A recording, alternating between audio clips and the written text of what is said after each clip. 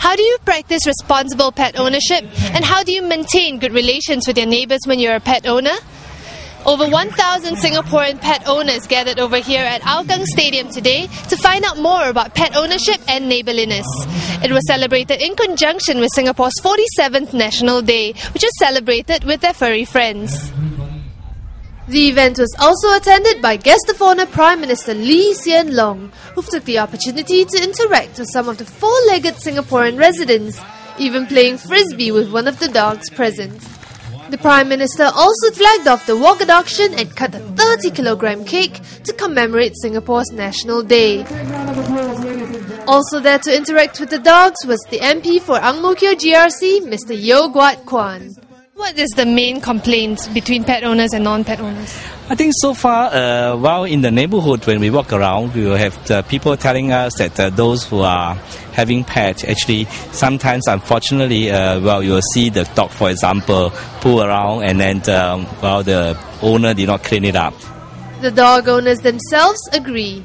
If they remember to bring along their pet bag, because sometimes I do see some of them forgetting to pick them up. Yeah, it's quite inconsiderate. First of all, we must be sensitive to other people who are afraid of dogs. Bring a poo bag, make sure we dispose their poo responsibly, and make sure they're on leash at all time. First of all, of course, you bring poop bags. That's the main thing. We ensure that the dogs are leashed most of the time when they're outside, and then we just have a good time with them. Bring water, make sure that they've got they're and hydrated. The toys and the treats. And the toys and the treats. I mean, a lot of owners, I think one of the biggest mistakes is they kind of treat the dogs like kids, and yes, it's good to have that, but then it's important to also ensure that they properly behave in the public. Jack Russells are very active animals, right? So do you have any problems when you bring him out for a walk?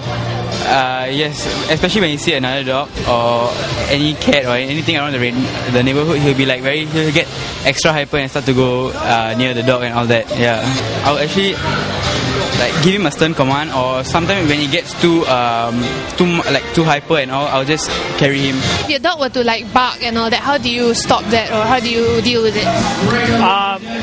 Just to find out the cause why he barked, and then we'll just relax him and make sure that he doesn't do it again.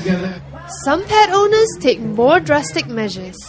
It's actually a kind of electronic controller on the collars, so whenever they go further away, we can bash them back.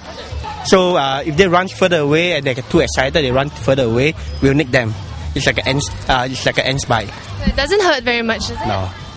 Consultation sessions between dog owners and their neighbours have also been introduced 2 months ago, with over 10 cases settled amiably. The program is actually quite simple.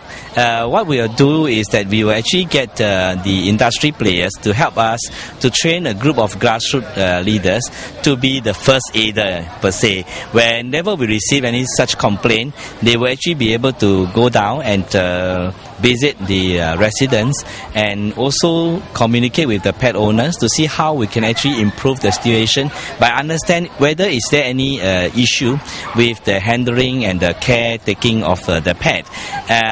If we think that with that preliminary assessment that we need really an expert to come in, we have gotten the support of the association that they will actually send us an expert consultant, which then they will be able to actually engage the pet owners for a half-day sessions to train the pets and also educate the pet owner to understand how actually they can do the job better.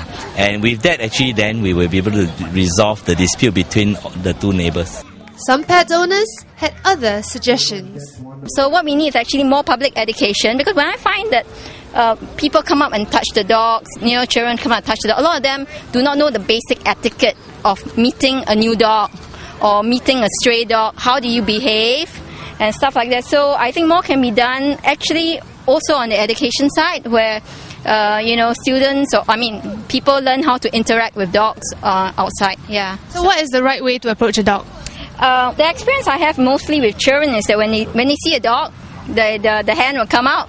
It's just instinctively the hand will come out and they will reach down to pat the dog on the head. But this gesture, from a dog's point of view, is very scary. So the dog will either retreat You know, they will edge away, or if you got shyer dogs, they may become aggressive. So you should always let the dog come to you. First, you should let the dog smell, get your scent, because scent is very important to a dog. And then once it's familiar, you can touch it. With 10 successful cases, the Pet Owners Consultation Scheme is set to take on the rest of the island in the near future.